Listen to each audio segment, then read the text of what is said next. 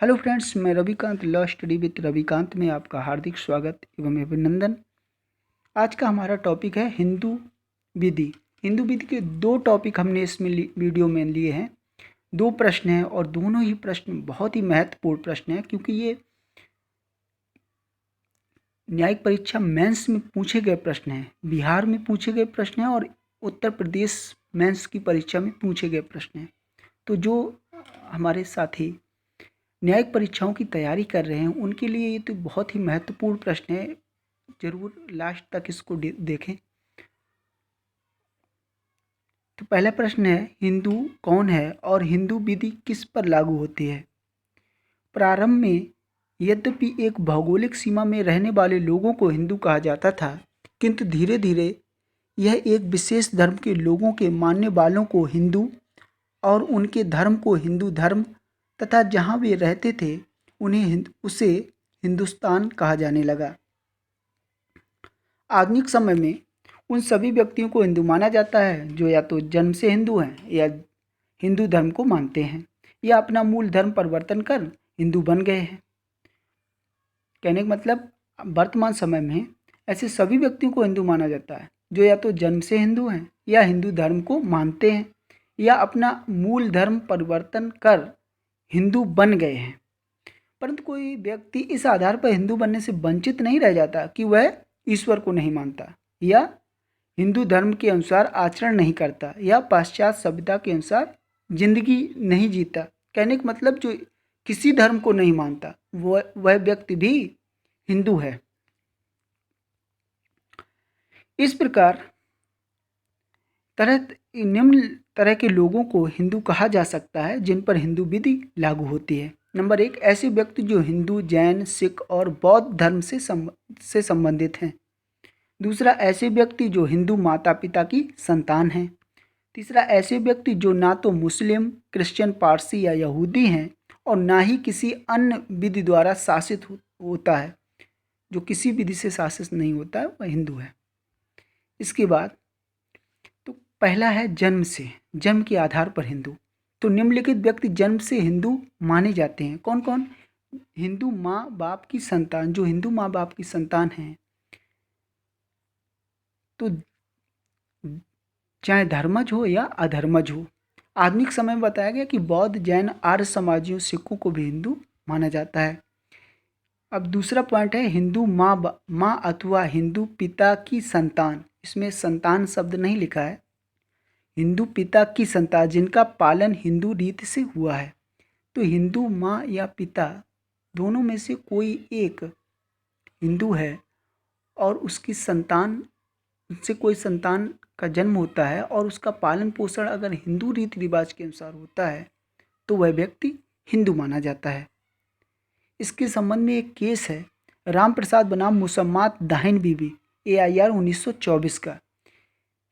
इसमें नायक जाति की एक नर्तकी मुसलमान बन गई, परंतु उसके बच्चों का पालन पोषण बच्चों के नाना नानी ने हिंदू रीति रिवाज से किया। निर्णीत हुआ कि बच्चे हिंदू थे। कहने का मतलब पालन पोषण अगर हिंदू रीति रिवाज से होता है अगर कोई, तो वह हिंदू माने जाते हैं। कोई एक हिंदू हो, माता या पिता में से कोई एक हिंदू होना चाहिए और उनके बच्चों का पालन पोषण अगर हिंदू रीति रिवाज के अनुसार होता है तो वह बच्चा हिंदू माना जाएगा। दूसरा है धर्म परिवर्तन द्वारा हिंदू। वे व्यक्ति भी हिंदू माने जाते हैं जिन्होंने अपना धर्म परिवर्तन कर हिंदू धर्म स्वीकार कर लिया है या जो हिंदू थे परंतु बाद में किसी धर्म में चले गए थे लेकिन फिर अब हिंदू धर्म स्वीकार कर लिया है। धर्म परिवर्तन द्वारा बने हिंदुओं के बारे में सुप्रीम कोर्ट द्वारा एक निर्णीत केस है पेरूमल बनाम पुन्नुस्वामी 1971 का मामला है। बड़ा लीडिंग केस है, महत्वपूर्ण मामला है। इसके फैक्ट इस प्रकार थे कि पेरूमल जो एक हिंदू था अन्ना पाजम नामक ईसाई महिला से हिंदू रीति रिवाज के अनुसार विवाह किया और विवाह के समय दोनों के मध्य एक रजिस्टर्ड करार हुआ और उन्होंने कहा कि अगर संपत्ति के बारे में कोई विवाद होता तो उसका निपटारा हिंदू मिताक्षरा विधि के अनुसार किया जाएगा। ऐसा उन्होंने करार किया। इसके बाद क्या हुआ कि विवाह के बाद पुन्नुस्वामी नामक एक पुत्र का जन्म हुआ। फिर पति पत्नी में संबंध खराब हो गए और ये अलग अलग रहने लगे। पुत्र ने पिता की संपत्ति में बंटवारे के लिए बात दाखिल किया। पेरूमल ने तर्क दिया कि विवाह शून्य है। क्यों? क्योंकि अन्नपाजम ईसाई थी, इसलिए पुन्नुस्वामी अवैध पुत्र है। और कहा कि मिताक्षरा विधि में अवैध पुत्र कोई हक नहीं। फिर मामला कोर्ट के सामने गया तो कोर्ट ने यह निर्णित किया कि विवाह वैध था। क्यों? क्योंकि विवाह हिंदू रीत से हुआ था। इसके अतिरिक्त विवाह के समय ईसाई धर्म छोड़ दिया था, इसलिए माना जाएगा कि वह विवाह से पूर्व हिंदू बन गई। न्यायालय ने यह भी निर्धारित किया कि जब किसी व्यक्ति ने या तो हिंदू धर्म स्वीकार कर लिया हो या आचरण में उतार लिया हो तो वह हिंदू होगा। एक और केस है सुदर्शन भाटिया बनाम पूनम भाटिया 2006 का। इस मामले में कोर्ट ने यह निर्धारित किया कि मुस्लिम महिला द्वारा हिंदू पति के साथ किया गया विवाह विद्यमान है और कहा कि ऐसी मुस्लिम महिला की पुत्री हिंदू होगी और उसका विवाह मुस्लिम विधि के अधीन मान्य होगा। और उसका विवाह हिंदू विधि के अधीन मान्य होगा, हिंदू विधि के अधीन। फिर इसके बाद एक प्रश्न कई बार पूछा गया कि हिंदू जन्म से होता है या बनाया भी जाता है। तो हिंदू जन्म से होता है और धर्म परिवर्तन द्वारा बनाया भी जाता है। जैसा कि ऊपर बताया जा चुका है कि वे सभी व्यक्ति हिंदू होते हैं जिनका जन्म हिंदू माँ बाप से होता है, अर्थात हिंदू जन्म से होता है। इसके अतिरिक्त उन व्यक्तियों को भी हिंदू माना जाता है जिन्होंने अपना मूल धर्म छोड़कर हिंदू धर्म स्वीकार कर लिया है, या जो पहले हिंदू थे परंतु हिंदू धर्म छोड़कर किसी अन्य धर्म में शामिल हो गए परंतु अब पुनः हिंदू धर्म अंगीकार कर लिया है। अतः हिंदू जन्म से होता है और धर्मांतरण द्वारा भी बनाया जाता है। जैसा कि अब्राहिम बनाम अब्राहिम का एक केस है, इस मामले में निर्धारित किया गया था कि हिंदू शब्द हिंदू धर्म में पैदा हुए व्यक्तियों के लिए और हिंदू धर्म में परिवर्तित व्यक्तियों दोनों के लिए लागू होता है। इसके बाद जो अगला क्वेश्चन है, हिंदू विधि के प्रमुख स्रोत और शाखाएं। तो हिंदू विधि के स्रोत के बारे में दो प्रकार के स्रोत हैं, एक प्राचीन स्रोत है और आधुनिक स्रोत है। प्राचीन स्रोत में 4 स्रोत हैं, एक श्रुति, स्मृति, भाष्य एवं निबंध और प्रथाएं। और आधुनिक स्रोत में 3 है, विधायन, न्यायिक निर्णय और न्याय साम्य और सद्विवेक। तो पहला है श्रुति अथवा वेद। वेद अथवा श्रुति हिंदू विधि के प्राचीन मूल स्रोत हैं। श्रुतियों के अंतर्गत 4 वेदों, 6 वेदांगों और 11 उपनिषदों को माना जाता है। श्रुतियों के अंतर्गत चूंकि श्रुति शब्द श्रु धातु से बना है जिसका अर्थ सुनना होता है, इसलिए श्रुतियों के बारे में यह आम धारणा है कि ये ईश्वर द्वारा ऋषियों के प्रति प्रकट की गई थी, जिनके पीछे धारणा यह थी कि हमारे कुछ ऋषि मुनियों ने अपनी तपस्या या साधना के द्वारा अपनी शक्तियों को इतना बढ़ाया कि उनका सीधा संबंध भगवान से हो गया और भगवान ने कुछ उनसे कहा। उन्होंने सारी बातों को एक जगह संग्रह कर दिया जिसे हम लोग वेद के नाम से जानते हैं। अतः यह कहा जाता है कि वेदों में ईश्वर की वाणी है और जिस रूप में भगवान के श्रीमुख से निकली थी उसी रूप में अंकित है। वेद 4 प्रकार के हैं, 4 हैं। नंबर 1 ऋग्वेद, यजुर्वेद, सामवेद, अथर्ववेद। ऋग्वेद, इसमें किसी देवता, किसी वस्तु या साधन की स्तुति के मंत्र हैं। यजुर्वेद, यह यज्ञ से संबंधित इसमें मंत्र हैं और यज्ञ से संबंधित है। और सामवेद, इसमें बलिदान संबंधी स्तुतियाँ हैं। अथर्ववेद, यह कर्मकांड और जादू टोना से संबंधित है। इसके अलावा 6 वेदांग हैं। नंबर 1 जिसमें कल्प, व्याकरण, छंद, शिक्षा, ज्योतिष और निरुक्त। कल्प, व्याकरण, छंद, शिक्षा, ज्योतिष, निरुक्त। इसके अलावा दूसरा स्रोत है स्मृतियाँ। स्मृतियों का अर्थ जो कुछ याद रखा गया हो। स्मृतियों का आधार मुख्यतः वेद हैं।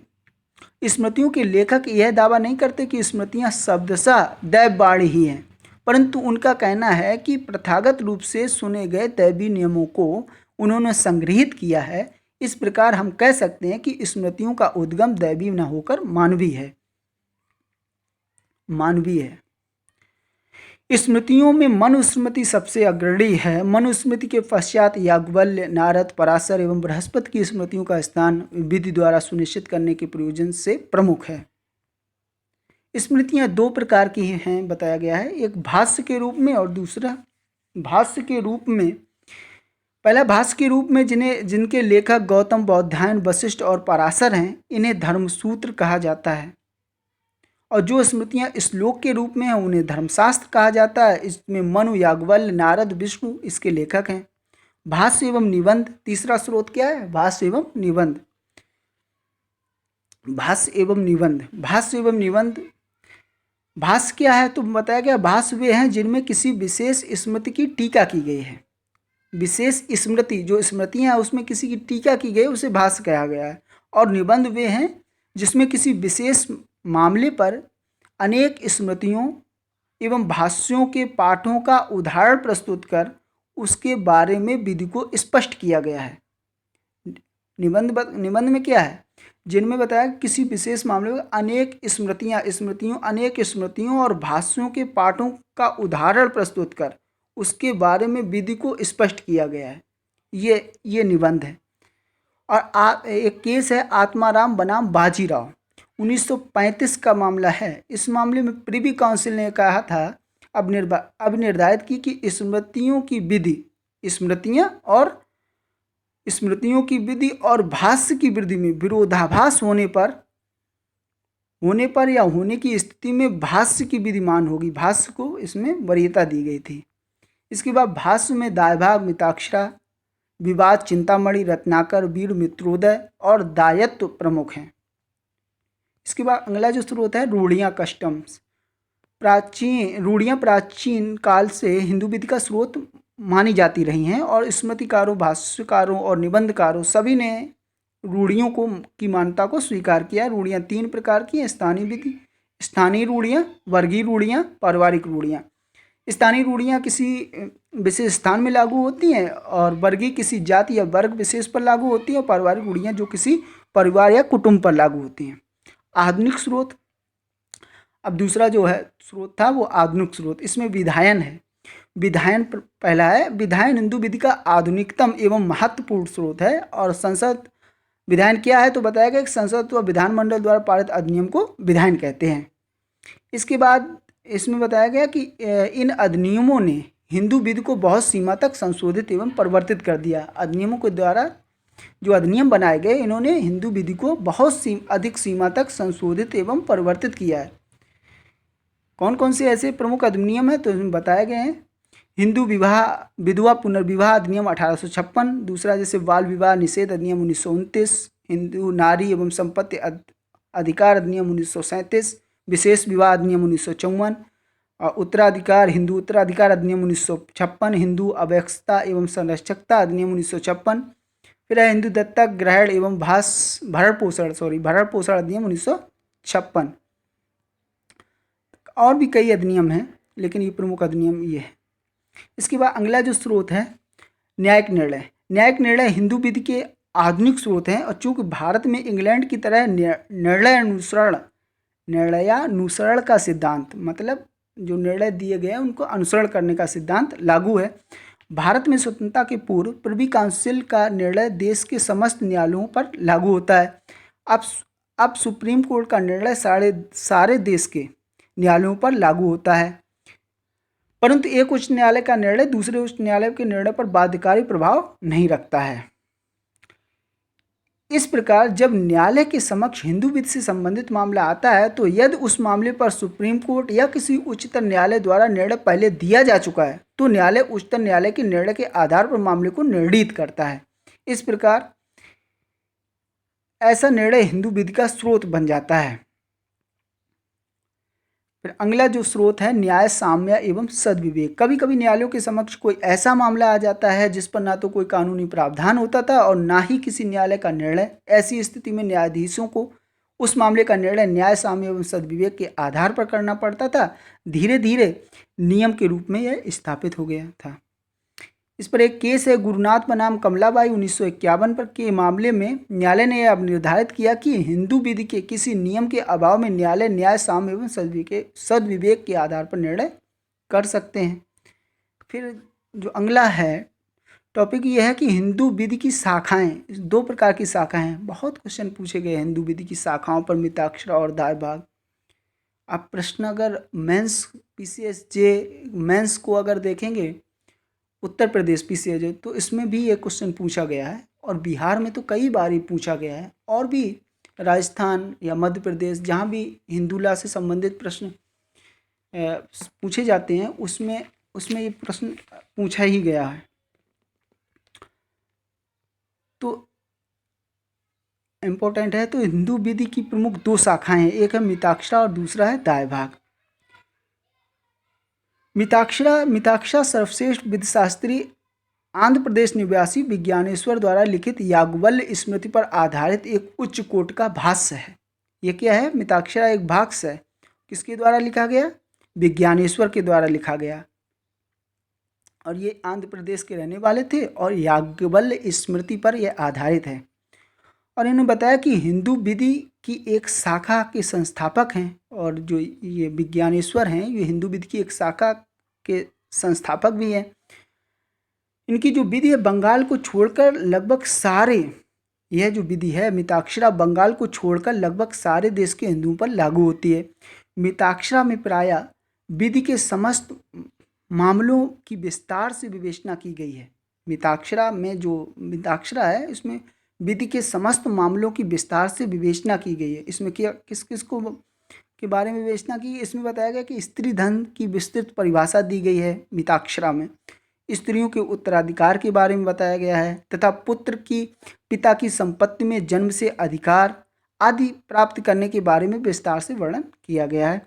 और इसकी रचना के बारे में बताया कि इस 11वीं शताब्दी माना जाता है।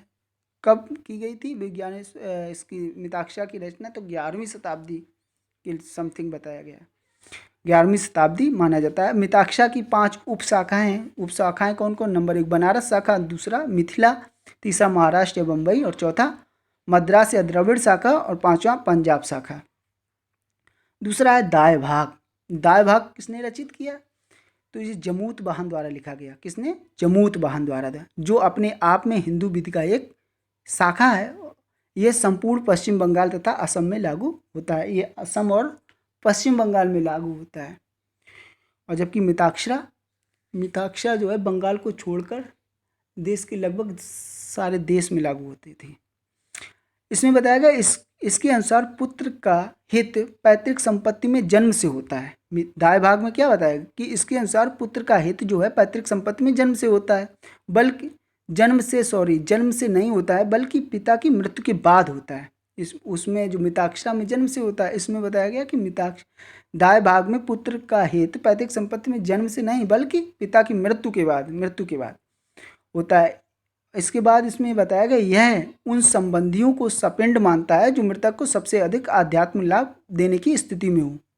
सपिंड यह किसको मानता है? जो मृतक को सबसे अधिक आध्यात्मिक लाभ देने की स्थिति में है, और उन्हीं को ऐसे ही सपिंडों को मृतक की संपत्ति में दाय प्राप्त करने का अधिकार देता है। सक्सेसर भी उन्हीं को बनाता है, उन्हीं को उत्तराधिकार में भी प्रदान करता है। कहता है कि वह ऐसे ही सपिंडों को मृतक की संपत्ति में दाय प्राप्त करने का अधिकार देता है। किनको? जो आध्यात्मिक लाभ देने की स्थिति में हो, मृतक को सबसे अधिक आध्यात्मिक लाभ देने की स्थिति में हो।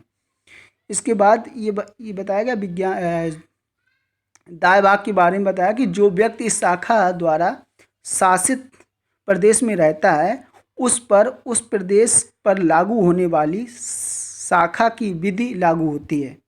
जब वह किसी अन्य प्रदेश में चला जाता है तो वह अपने साथ अपनी शाखा की विधि भी ले जाता है। शाखा की विधि भी ले जाता है। अंतर इसमें बहुत पूछा गया है। अंतर इसमें 6-7 ग्राउंड दिए हैं। किस आधार पर अंतर है? तो पहला तो यही है कि पैतृक संपत्ति में पुत्र के अधिकार के संबंध में, तो इसमें बताया जन्म से है, इसमें जन्म से नहीं है बल्कि दाय भाग में मृत्यु के बाद उत्पन्न होता है। किसका? पुत्र का पैतृक संपत्ति में अधिकार। बंटवारे के संबंध में एक अंतर है। इन्हें बताया कि इसमें बंटवारा आवश्यक नहीं मानता है, जबकि दाय भाग में धन एवं संपत्ति का वास्तविक रूप में बंटवारा होना आवश्यक है। दूसरा बंटवारे के संबंध, तीसरा उत्तराधिकार के संबंध में रक्त संबंध पर आधारित होता है। उत्तराधिकार इसमें रक्त संबंध पर आधारित होता है। इसमें बताया कि पारलौकिक लाभ के सिद्धांत पर आधारित होता है। जैसा कि ऊपर अभी हम लोगों ने पढ़ा, उसमें लिखा था कि जो व्यक्ति आध्यात्मिक लाभ प्रदान करते हैं उन्हीं को माना जाता है। तो उसी का कहता है कि पारलौकिक लाभ के सिद्धांत पर आधारित होता है कि जो श्राद्ध या पिंडदान वगैरह करते हैं उन्हीं को ये दाय या उत्तराधिकार में संपत्ति प्राप्त होती है, दाय भाग में। इसके बाद स्त्री धन के संबंध में अंतर है कि इसमें हर प्रकार के धन स्त्री धन माना जाता है जिस धन की स्त्री स्वामिनी होती है। और इसमें बताया गया दाय भाग में कि स्त्री धन उस धन को कहते हैं जिसे स्त्री को विक्रय, दान आदि करने का स्वतंत्र रूप से अधिकार दिया गया। इसमें जब उसके अधिकार दिया गया है तभी वह उस धन को स्त्री धन माना जाता है, किसमें? दाय भाग में।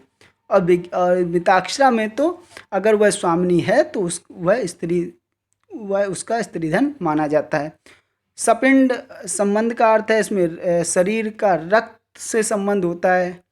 सपिंड का अर्थ जिसमें एक ही शरीर का रक्त होता है वह उस सपिंड का अर्थ। और इसमें बताया गया जो एक ही पूर्वज को पिंडदान देते हैं उनको ये सपिंड मानते हैं। इसके बाद अंतरण के संबंध में है कि इसमें अविभक्त जो संपत्ति है उसका अंतरण नहीं किया जा सकता है और जो इसमें बिना बंटवारे की अपनी संपत्ति का अंतरण किया जा सकता है। दाय भाग में बिना बंटवारे की संपत्ति का अंतरण किया जा सकता है और मिताक्षरा में संयुक्त संपत्ति के अपने हिस्सों को तब तक अंतरित नहीं किया जा सकता जब तक कि वे अविभक्त रहते हैं। और इसका बताया गया कि लागू कहाँ पर है, तो यह जो उत्तर भारत में अधिक है, इसका जो प्रचलन है मिताक्षरा का यह उत्तर भारत में अधिक है। और दाय भाग है जो बंगाल तथा आसाम प्रदेश में इसका प्रचलन है। तो ठीक है मित्रों, तो आपको ये वीडियो अगर पसंद आया हो तो वीडियो को लाइक, सब्सक्राइब तथा शेयर करें। बहुत बहुत धन्यवाद, आपने इतने समय तक देखा वीडियो। धन्यवाद।